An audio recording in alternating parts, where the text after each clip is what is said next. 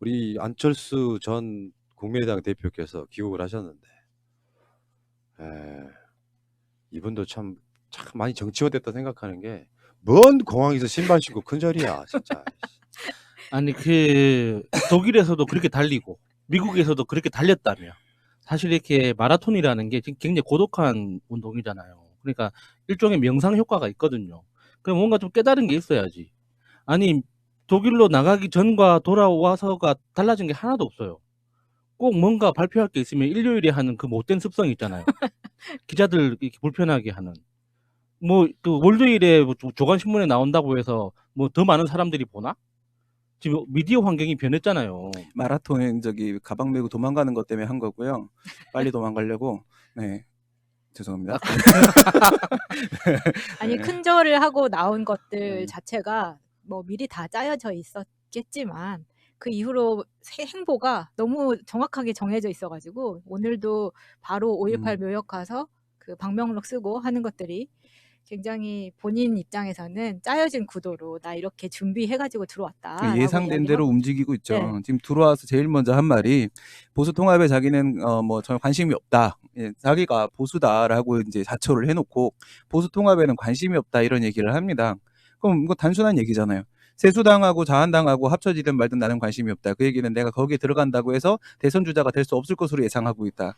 그러면 신당을 만들 거고 그렇게 할 거라고 한다면 스스로 출마를 해서 자신의 입지를 만들어내야 됩니다. 그런데 출마할 자신은 또 없고 그럼 결국 방법은 그 바미당 들어가가지고 리모델링 들어가는 거 외에는 방법이 없는데 손학규 대표가 여기서 버텨버리면 또 철수할 겁니다.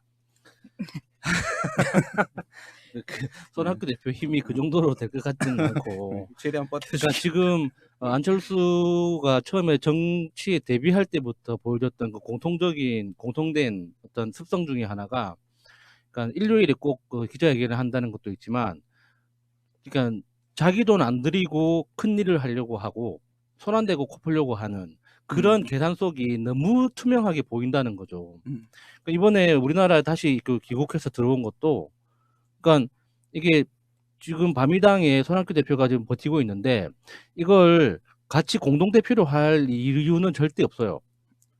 그러니까 그러면은 자기의 크기가 줄어드는 건데 그러면은 내가 튕겨나가거나 손학규 대표를 밀어내거나 둘 중에 하나밖에 없단 말이죠. 자기는 말로는 무슨 뭐 크게 뭐 큰 정치를 하겠다 해서 처음에 현충원 참배하고 5.18 참배하고 이렇게 보여주지만 뭐 그 머릿속에 있는 건 뻔하다고요. 바미당에 있는 국고지원금 100억 그렇지. 그걸 어떻게 내가 손 안 대고 먹을 거냐. 그거는 손학규를 밀어내고 그 자리에 지가 들어가는 것밖에 없죠. 뭐 신당을 창당한다? 그럼 그 돈 누가 내야 되는데. 그러니까 신당 창당한다는 소리가 약간 밀당? 오빠 나 이러면 나 정말 헤어져. 나 다른 남자랑 결혼할 거야. 언제 그러니까 나한테 프로포즈 언제 할 건데. 지금 이거거든요. 근데 지금 세 분이 우리의 포지션을 망각한 것 같아. 안철수가 커져야 돼. 안철수는요? 내가 우리가 고품격 이간질 방송으로서 안철수가 좀 커졌는데 지금 안철수를 진보라고 생각하는 사람은 없다 그랬잖아요. 네. 그러니까 중도여도 진보적 중도냐 보수적 중도냐가 있는데 보수적 중도로 밀어서 사실상 보수표를 깎아먹는 용도로 써먹으면 돼요. 그러니까 안철수 디스는 여기까지. 네. 안철수 씨가 그러니까 안철수가 한 표라도 깎아먹고 뭐 우리 공화당 깎아먹고 새보수당 통합 안 하고 그러면 그냥 망하는 거야. 이렇게 보시면 될 것 같고 왜냐면은 이게 국민의당이 20대 총선에서 한 역할이 있어요. 민주당만 호남에서 대표를 한 게 아니고 수도권 등에서도 새누리당이 대표하게 만드는 데 역할을 했어요. 그러니까 근데 호남에서는 지금 민주당이 압도적이지 않습니까? 근데 그 새는 수도권까지 영향을 미쳐요. 그러니까 실제로 지금 안철수의 포지션 중에 진보적 표는 사실상 안철수에게 갈 표는 없어요. 저번에 여론조사 보셨잖아요. 60%. 안철수의 정치적 포지션이 진보냐 중도냐 뭐 보수냐 할 때 보수다라고 생각하는 사람이 훨씬 많았지 않습니까? 그러니까 안철수를 무럭무럭 키워봐야 안철수 표가 민주당한테 영향을 크게 주지는 않는다고 봅니다. 대신에 그러니까 황교안이 자꾸 안 대표하고도 만나고 싶다 이런 소리를 하는 거고요. 문제는 이제 정말 기회주의적이라고 하는 게 총선 불출마예요, 그게. 그러니까 총선 불출마하면 사람들이 야 안철수 욕심 없네. 웬걸 욕심이 없는 것이 아니라 당선될 자신이 없는 거지. 욕심이 없는 것이 아니라 자신이 없는 그러니까 거야. 안철수가 처음에 정치 데뷔할 때 보궐선거로 데뷔했잖아요. 그러니까 이번에도 딱 해서 이렇게 정치판은 제끼고 다음 보궐에 한번 노려보겠다. 안철수 씨가 우리 이제 극단적으로 치닫고 있는 우리 공화당과 균형을 이루고 견제를 할 수 있는 훌륭한 건강한 보수 세력으로 성장하길 바랍니다. 네, 진심이 느껴지네요. 진정성 좀 있어 보여서. 저분이 저런 울컥하네, 막. 마무리 멘트를 해가지고 내가 더 이상 진행을 못하게끔 만드는. 끝내야 될 것 같아요. 네, 너무 진심으로 이야기하니까 막 울컥해가지고 막 아니야, 끝내야 될 것 같네요. 근데 내가 여기서 이야기를 해야 할 게 있어. 아직 남았어. 진짜 중요한 얘기가 아직 안 나왔어. 그래서 광주 갔잖아요. 광주 5.18 묘역을 갔는데 나는 여러분들이 그냥 광주 갈 수도 있다고 생각할 수 있잖아요. 안철수가 국민의당 만들어 나갈 때 개쌍욕했던 사람 입장으로서는 진짜 그 지역 감정 유발해가지고 사실은 뭐 다당제 의미 있다. 그러나 그 다당제가 의미가 있으려면은 전혀 새로운 어떤 계층, 계급 이런 식의 다당제라면 얼마든지 저는 환영해요. 그게 대중성이 강할수록. 근데 지역 감정 유발해가지고 마치 민주당과 문재인 정부가 정말 그러니까 아니지. 그러니까 정확히 말하면 문재인 대표와 당시에 이제 새정치민주연합 또는 나중에 더불어민주당으로 바뀌었죠. 너무 못해가지고 광주 전라도 사람들이 그런 게 있거든요. 세요. 생각이. 진짜 총칼로 맞서본 적이 있어가지고 표현이 애매모호한 거 싫어해요. 단칼에 치는 거 좋아하고 발언들이 셉니다. 그러니까 같은 민주 진영에서도 가장 센 곳이에요. 의지라 이런 걸. 근데 신중한 걸 미적거린다고 하고 고구마라고 하면은 뭔가 센 발언을 들고 나온 사람들한테 표가 일단 몰리게 돼 있어요. 그 지역 감정을 교묘하게 이용해가지고 국민의당 41석을 만든 거 아니에요. 근데 지금 그 당시에는요, 국민의당이 막 만들어지면서 그런 지역 감정 유발하는 발언 같은 걸로 하면서 마치 문재인 뭐 대표 등이 또는 노무현 정부 때 호남을 무슨 홀대했다는 식으로 완전 쌩 거짓말들을 했다고. 실제로 그렇지 않았어요. 지금 문재인 대통령도 그렇고 노무현 대통령도 그렇고 민주 세력의 적자인 지역이기 때문에 가장 신경 쓰고 가장 뭐랄까 잘하려고 노력을 해. 우리 대선 때도 보셨지만 김정숙 여사는 아예 살았어. 그런 정도로 홀대하지 않는 지역이에요. 광주 전남은 그렇게 멍청하지 않습니다. 아니, 그러니까 그러니까. 속지 않아서 그러니까 멍청해서 속았다기보다는요. 그때적 시대적 흐름이 뭔가 좀 솔직히 말씀드리면 문재인 당대표 등이 혁신하고 이러는 과정에서 약간 좀 고구마 같은 게 있었어요. 그러니까 그 감정들을 교묘하게 이용해가지고 선동해서 선동의 결과물이라고. 근데 다시 마치 무슨 뭐 작년에 왔던 각설이 또 온 것도 아니고 오자마자 무슨 뭐 현충원 등 참배 같은 걸 하고 나는 그 짓도 난 좀 이상해. 들어오면 좀 있잖아 좀 그 요독이라는 게 있고 그러면은 좀 쉬었다가 이렇게 할 수도 있거든.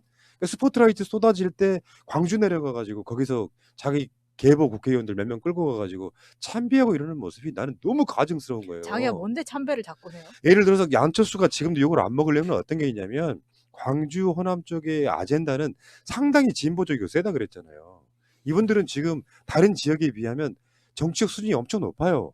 아젠다 싸움에서. 그러니까 국민의당이 표를 많이 얻었던 것도 사실은 공약이나 정책 이런 것들이 더 세게 나간 것도 분명히 있거든요. 왜 저기서 머뭇거려? 박근혜 정부 때. 왜 당시 민주당이 가열차게 싸우지 못해? 이런 것들에 대한 불만이었었다고. 그러면 그런 그 호남의 어떤 요구를 받아들였다고 하면 자신들이 어떤 정책을 통해 가지고 훨씬 더 진보적 아젠다들을 끌고 가서 뭔가 쟁취한 게 있어야 되잖아요. 근데 그 이후에 호남이 뽑아주니까 4분 5열 돼가지고 막 이쪽 저쪽으로 갈라지면서 이루어 놓은 정책 하나 없이 다시 호남에 가서 인사를 한다는 것 자체가 후한무치하다는 거예요. 누가 봐도 객관적으로는 호남의 지역 감정을 이용했던 자가 정책적으로 정치적으로 이루는 거 하나 없이 다시 또 표가 필요하니까 호남에 가서 망월동 묘역부터 참배하는 나는 이 지랄은 진짜로 안 했으면 좋겠는 거야. 글자 그대로 개념이 없는 거죠. 맞아. 이게 그 당시에 그러니까 전라도 광주 분들이 국민의당을 찍었던 게 차마 새누리당은 찍을 수 없고 민주당에 대해서 섭섭하다.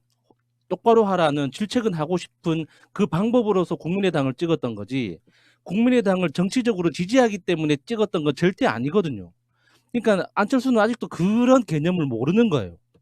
이게 한 번 찍어줬으니까 다음에 내가 또 가서 방긋 웃으면서 미안합니다 하면서 눈물 한 방울 흘려주면 찍어주겠지.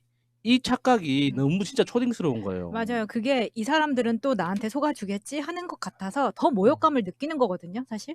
근데 그걸 알아야 되는데 그 광주에서 정치인 비호감도 1위 황교안, 2위 안철수. 이거 모르고 가지는 않았을 겁니다. 네. 그러니까 원래 그런 거예요. 기대했던 사람에 대한 실망. 아, 속았구나 싶으면 더 꼴보기 싫은 거야. 음. 대표성 비슷한 걸 줬어. 제3당이라고 굉장히 오랜만에 나타난 의미 있는 세력이었거든요. 이게 긍정적으로 쓰이면 굉장히 좋아요. 왜? 제3당이 캐스팅 보트 역할을 하면서 정책적으로 경쟁하게 만들어주면요. 굉장히 좋은 나라 될 수 있어요. 그렇게 다당제를 선호하는 거예요. 근데 이 상황에서 질이 멸렬하게 결국에는 나중에 그 캐스팅 보트 하는 역할을 워신왕 같은 자가 해버리게 됐잖아요.